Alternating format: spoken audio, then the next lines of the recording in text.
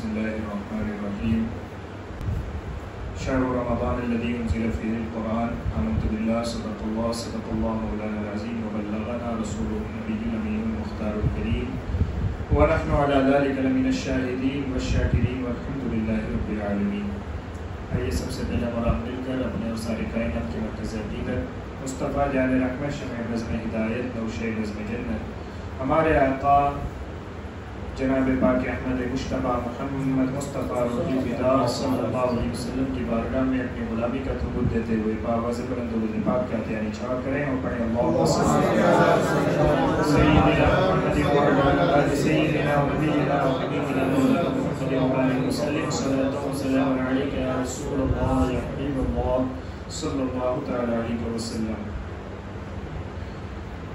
گرامی قدر حضرات، بہت خوشی اور سعادت یعنی کہ خوش نصیبی کا موقع ہے کہ استاذ گرامی حضرت علامہ سید منصور عالم صاحب قبلہ منتظر لوگوں ہمارے درمیان تشریف فرمائے۔ حضرت ہمارے دور طالب علمی کے بہت مشفق اور مربی اساتذہ میں سے ایک ہیں، اور فی زمانہ جہاں تک ہم سمجھتے ہیں ایسے مخلص اساتذہ کا ملنا بھی دشوار ہوتا ہے۔ اللہ تعالیٰ حضرت کا سایہ ہمارے سروں پر قابل قائم رکھے، حضرت کو صحت تندرستی عافیت کے ساتھ ہم بھی عطا فرمائے۔ حضرت سے قبل کچھ باتیں عرض کرنے کے لیے کھڑا ہوا ہوں، اسے یوں سمجھ لیں کہ بہت زمانے بعد سبق سنانے کا موقع ملا ہے پھر سے، اس کے سوا اس کی کوئی غرض نہیں ہے۔ صرف ایک حدیث مبارک عرض کروں گا، اس کے بعد بات مکمل ہو جائے گی۔ ایک تو آیت کریمہ میں نے پڑھی، اللہ فرماتا ہے شہر رمضان الذی انزل فیہ القرآن، رمضان کا مہینہ جس میں قرآن نازل کیا گیا، رمضان کا مہینہ جس میں قرآن نازل کیا گیا۔ تو رمضان کے سلسلے میں ہم یہاں جمع ہوئے ہیں کہ آمد رمضان ہے، استقبال رمضان ہے، اس کا سب سے پہلا درس یہ ہے کہ اللہ فرماتا ہے رمضان کا مہینہ جس میں ہم نے قرآن نازل کیا، جس میں قرآن نازل کیا گیا۔ حالانکہ رمضان کو آپ خاص طور سے کس طرح یاد کرتے ہیں؟ روزے کے حوالے سے یاد کرتے ہیں کہ بھئی اس مہینے میں روزہ فرض ہے، اس حوالے سے ہم اور آپ یاد کرتے ہیں۔ اس کا ذکر ایام و معدودات میں ہوا ہے، لیکن خاص رمضان کے مہینے کے نام کے ساتھ جس لفظ کو ذکر کیا گیا ہے وہ ہے کہ رمضان کا مہینہ جس میں قرآن نازل کیا۔ اسی بات کو پھر ادھر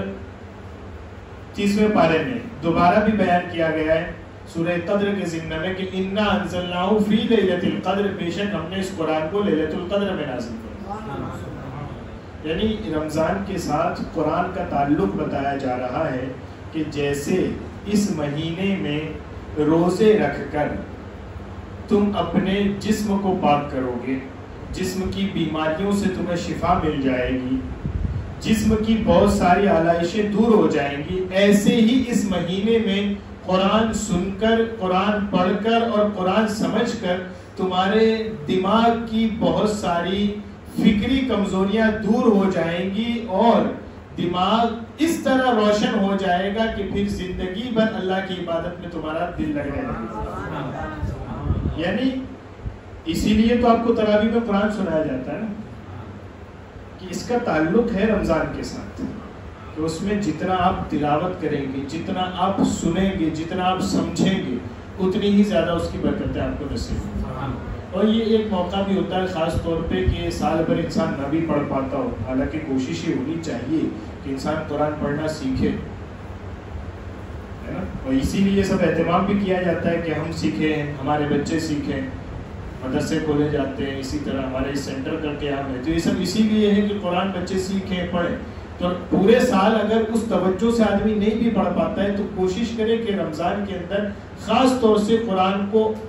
وقت نکال کر تلاوت بھی کرے اور ساتھ میں کچھ نہ کچھ سمجھنے کی کوشش کرے، ہے نا؟ اس کا بہت بڑا فائدہ کیا ہوگا کہ آپ نے رمضان میں جو قرآن کا کچھ حصہ سمجھا ہوگا وہ اتنا زیادہ اور اتنا اہم ہوگا کہ آپ پورا سال اس پر عمل کرتے رہیں گے، اس کی برکتیں حاصل کریں گے۔ اور جو ایک حدیث مبارکہ مجھے آپ کو سنانی ہے وہ کیا ہے صحیح مسلم میں بھی ہے، نسائی میں، ابو داؤد میں، ابن ماجہ میں بھی موجود ہے، صحاح میں بخاری چھوڑ کے تقریباً تمام میں موجود ہے۔ یہ حضرت ابو ہریرہ رضی اللہ عنہ سے روایت ہے کہ نبی کریم صلی اللہ علیہ وسلم نے ارشاد فرمایا الصلوات الخمس والجمعۃ الى الجمعۃ ورمضان الى رمضان مکفرات ما بینہن اذا اجتنب الکبائر۔ حضرت ابو ہریرہ روایت کرتے ہیں کہ نبی کریم صلی اللہ علیہ وسلم نے ارشاد فرمایا الصلوات الخمس، 5 نمازیں، 5 نمازیں، پھر ارشاد فرمایا والجمعۃ الی الجمعۃ، اور ایک جمعے سے لے کر دوسرے جمعے تک، ورمضان الی رمضان، اور ایک رمضان سے لے کر دوسرے رمضان تک، یعنی 5 نمازیں، یعنی ایک نماز کے بعد دوسری نماز، دوسری نماز کے بعد تیسری نماز، تیسری کے بعد چوتھی، چوتھی کے بعد 5ویں دن میں، ہے نا، پھر ہفتے میں ایک جمعے کے بعد دوسرا جمعہ، اور سال میں ایک رمضان کے بعد دوسرا رمضان۔ یہ لفظ ارشاد فرمانے کے بعد میرے آقا ارشاد فرماتے ہیں مکفرات ما بینہن، یہ وہ چیزیں ہیں کہ ان کے درمیان بندے سے جو چھوٹے چھوٹے گناہ ہو جاتے اللہ ان کی برکت سے معاف فرما دیتا ہے۔ 3 باتیں فرمائی نا حضور علیہ السلام، 5 نمازیں، جمعہ سے جمعہ اور رمضان سے رمضان، 5 نمازیں، یعنی دن میں آدمی فجر میں اٹھا، نماز پڑھ لی، اب وہاں سے پھر ظہر کا وقت ہونے تک اسے انتظار تو رہتا ہے کہیں نہ کہیں، جو نماز کا پابند آدمی اسے انتظار رہتا ہے کہ ظہر کا وقت ہوگا تو نماز پڑھنے جانا ہے، وہ سفر پہ بھی نکلتا تو اسے انتظار ہوتا ہے کہ ظہر کہاں پڑھیں گے، وہ کہیں شادی میں جاتا ہے تو اسے انتظار ہوتا ہے کہ شادی سے کھا کر کب آئیں گے کہ اپنوں کو ظہر کہاں ملے گی۔ یہ معاملہ ہوتا ہے تو کہا ایک نماز سے دوسری نماز کے درمیان جو وقت گزرا اور اس میں انسان سے کچھ چھوٹے گناہ ہو گئے تو اب وہ جو دوسری نماز کا وقت آئے گا اور وہ دوسری پڑھے گا تو اللہ ان دونوں کے درمیان کے چھوٹے گناہ معاف کر دے گا، اور یہ انتظام دن میں 5 مرتبہ کیا۔ اسی لیے دوسری حدیث مبارک میں میرے آقا صلی اللہ علیہ وسلم ارشاد فرماتے صحابہ کرام سے، میرے صحابہ تمہارا کیا خیال ہے کہ کسی آدمی کے گھر کے باہر آنگن میں کوئی ندی بہتی ہو اور وہ دن میں 5 مرتبہ اس میں نہائے تو اس کے بدن پر کوئی میل رہ جائے گا؟ حضور علیہ السلام کا سمجھانے کا انداز دیکھیں، میرے آقا ارشاد فرماتے میرے صحابہ کسی کے آنگن میں ندی بہتی ہو اور وہ دن میں 5 مرتبہ اس میں نہائے تو کیا اس کے بدن پہ کوئی میل رہ جائے گا؟ صحابہ کرام عرض کرتے حضور نہیں رہ جائے گا۔ میرا آقا ارشاد فرماتے یہی مثال 5 نمازوں کی ہے کہ بندہ دن میں پابندی سے 5 نمازیں پڑھے گا تو اس کا جو چھوٹے چھوٹے گناہوں کا میل لگ جاتا ہے وہ سارا دھل جائے گا۔ یہ دوسری حدیث میں میرا آقا پھر کا وہ اگر کچھ زیادہ کر گیا انسان تو پھر ایک جمعہ آئے گا، وہ جمعہ کے لیے اہتمام کرے گا، تیاری کرے گا اور پورا سنتیں ادا کر کے جمعہ کی پھر جمعہ پڑھنے پہنچے گا اور وہاں اہتمام کے ساتھ جمعہ پڑھ کے آئے گا تو جو کچھ زیادہ گناہ چھوٹے چھوٹے ہو گئے ہوں اور کچھ رہ گئے ہوں تو اللہ 2 جمعہ کے درمیان ایک جمعہ کی برکت سے دوسرے جمعہ تک کے گناہ معاف فرما دیتا ہے۔ اور پھر وہ تو ایک دن میں 5 نمازوں کی بات تھی، پھر ایک ہفتے میں جمعہ کی بات تھی، اور پورے سال میں فرمایا رمضان سے لے کر رمضان تک، ایک رمضان کے بعد دوسرے رمضان تک انسان چھوٹے گناہوں میں مبتلا رہے۔ بہت سارے انسان ہیں گناہ ہو جاتا ہے نا، تو رمضان کس لیے آتا ہے؟ کہا وہ جو تم نے سال بھر چھوٹے چھوٹے گناہ کیے نا اب رمضان میں روزے رکھو، دن بھر بھوکے رہو، پھر کا رات میں ہمارا قرآن سنو تراویح میں آ کر، پھر کا وقت نکال کر ان گناہوں کی توبہ بھی کیا کرو۔ اس سے کیا ہوگا کہ وہ رمضان سے لے کر رمضان تک جتنے چھوٹے گناہ ہوئے ہیں وہ سب اللہ رمضان کی برکت سے معاف فرما دیتا۔ یہی مفہوم دوسری حدیث میں میرے آقا نے یہ ارشاد فرمایا کہ جس نے رمضان پایا اور اپنی مغفرت نہ کروائی وہ محروموں سے، محروم لوگوں میں سے۔ کیوں کہ یہ فرمایا گیا ہے نا کہ رمضان کے ایک رمضان سے دوسرے رمضان تک کا حساب کلیئر ہو جاتا ہے۔ ہاں مگر ایک بات یاد رکھنا، میرا آقا ارشاد فرماتے اذا اجتنب الکبائر،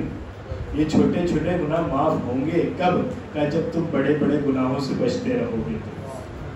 یہ نہیں کہ صاحب ہم روزہ بھی رکھ رہے ہیں اور کسی کا مال بھی دبا لے رہے ہیں، یہ نہیں کہ دن میں 5 وقت کی نماز بھی پڑھنی ہے اور پھر بہن کا جو حصہ وراثت میں باپ کے مال میں بنتا ہے وہ بھی دبا لینا ہے۔ یہ نہیں کہ صاحب جمعے سے جمعہ پابندی سے پڑھنا ہے، اس کے بعد جمعہ پڑھنے کے بعد ناقتل میں کمی بھی کرنی، یہ نہیں. اگر بڑے بڑے گناہ سے بچ کر کوشش کرتے ہو کہ کوئی بڑا گناہ مجھ سے نہ ہو، اور اس دوران تم سے کوئی چھوٹا گناہ ہو جاتا ہے، تو پھر اللہ مہربان ہے. ایک نماز سے دوسری نماز کے درمیان، ایک جمعہ سے دوسری جمعہ کے درمیان، یہاں تک کہ ایک رمضان سے دوسری رمضان کے درمیان نماز، جمعہ اور رمضان کی برکت سے اللہ وہ سارے چھوٹے گناہ معاف کرتا. تو اب یاد سمجھے نا کہ ان دوسرے دنوں میں بھی حضور فرما رہے ہیں کہ بڑوں سے بچنا ہے، بڑے گناہوں سے بچنا ہے. تو رمضان میں بھی اگر بندے سے نہ چھوٹے تو رمضان کس لیے آتا ہے؟ کہ بڑے گناہوں سے بچنے کی سال بھر کی پریکٹس اسی میں تمہیں کر لیا ہے نا. تو یہ رمضان کا اصل مقصد ہے کہ اپنی پاکی ہے نا. اب اس کے لیے ایک چھوٹا سا اہتمام یہ کریں کہ کوئی بھی ایک ایکسٹرا عمل اپنے اوپر لازم کریں کہ فجر کے بعد یا ظہر کے بعد 100 مرتبہ میں مجھے درود شریف پڑھنا ہے. پورے سال میں پڑھتا ہوں کہ نہیں پڑھتا ہوں، رمضان میں ہر دن مجھے پڑھنا ہے. تو اس سے کیا ہوگا کہ کچھ ہوگا یا نہیں ہوگا؟ رمضان کی جو تم ایک ایکسٹرا نیکی کر رہے ہو، وہ نیکی کی برکت تمہیں سال بھر نصیب ہوتی رہے گی. ہو سکتا ہے رمضان کی یہ عادت تمہیں سال بھر کے لیے لگ جائے رمضان کی برکت ہے نا. تو کم از کم اتنی کوشش کریں رمضان. یہ چھوٹا سا سبق میں نے حضرت کی بارگاہ میں عرض کر دیا.